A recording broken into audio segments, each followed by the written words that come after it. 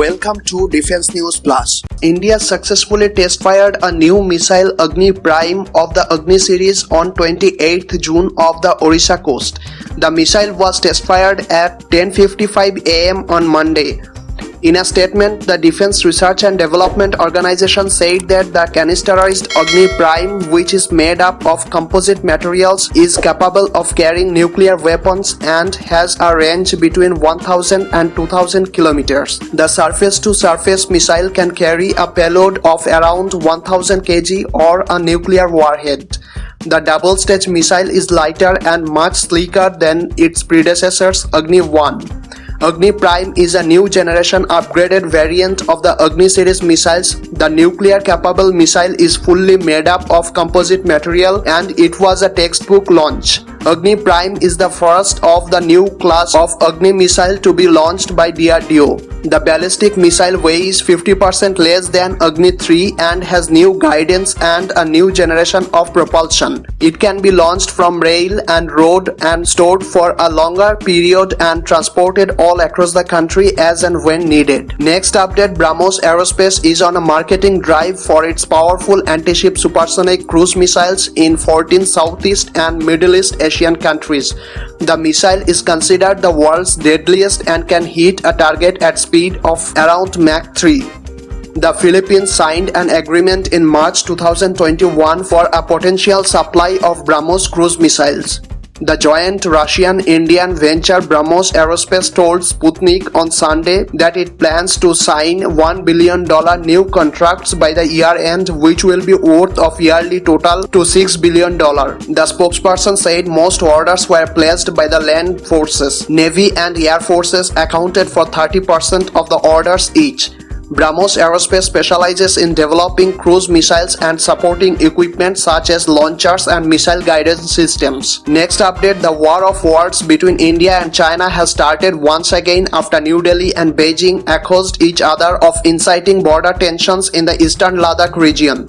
Defense Minister Rajnath Singh on Friday said the Indian Navy deployed naval ships in the Indian Ocean region to send a clear message to China. He said Navy's proactive forward deployment during the Galwan standoff signaled our intent that we seek peace but are ready for any eventuality. The Indian Foreign Ministry on Thursday blamed China's actions, amassing troops in border areas and attempting to change the status quo in the line of actual control. Chinese Foreign Ministry spokesperson Zhao Lijian said on Wednesday the military deployment by China in the western sector along the border is a normal defensive arrangement. It is meant to prevent the encroachment or threat against China's territory by any relevant country. More than a year after the deadly clash in Galwan Valley, the agreement to de-escalate the tensions remains incomplete despite New Delhi and Beijing holding 11 rounds of military talks and 7 rounds of diplomatic engagement. Next update, India has moved at least 50,000 additional troops to its border with China. Prime Minister Narendra Modi's administration has eased tensions with Islamabad and concentrated primarily on countering Beijing. Over the past few months, India has redirected troops and fighter jet squadrons to 3 distinct areas along its border with China. All in all, India now has roughly 2 lakh troops focused on the border, which is an increase of more than 40% from the last year.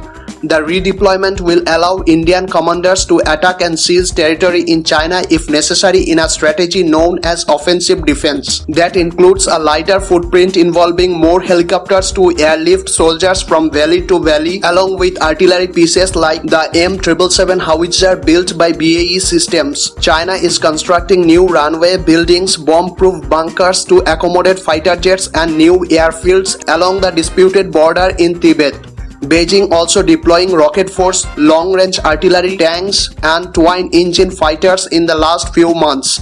India has detected that the PLA recently moved additional forces from Tibet to the Xinjiang Military Command, which is responsible for patrolling disputed areas along the Himalayas. Next update, India is looking to expand its military capabilities in space, looking at the national security concerns and the emergence of China as a significant threat. An Indian anti-satellite test in space 2 years ago was the country's first important towards militarization to its space program. India became became the fourth country after China, Russia and United States to have such anti-satellite capability. China conducted anti-satellite test in 2007. China's anti-satellite test was a provocative indication for the country about the kind of space security threats that it will need to address. Senior fellow at the Manohar Parrikar Institute of Defense Studies and Analysis in New Delhi, Ajay Lele, said it was essentially a deterrence mechanism, a message to the adversary that we have developed counter space capabilities. China has developed significant counter space capabilities, so India too wants to be prepared in the event there is weaponization of space in future. There are demands to enhance space assets in the military, particularly as China develops more sophisticated counter space technologies such as cyber warfare. Manoj Joshi, a distinguished fellow at the Observer Research Foundation, said India has a very basic satellite program. Also, in terms of numbers, it has very few satellites compared to countries like China, the United States and Russia. So in an environment where satellite can be disabled or neutralized, the military would want to have ability to rapidly replace them. India is constrained for resources. Its defense budget has been declining compared to gross domestic product in recent years. So India is a tiny player compared to countries like China, the United States and Russia. The hit to the economy from the current pandemic is expected to make it harder to allocate more resources. That's it for today. If you like our work, then please hit the like button, share this video and do subscribe this channel to get the notification of the next video. Thank you.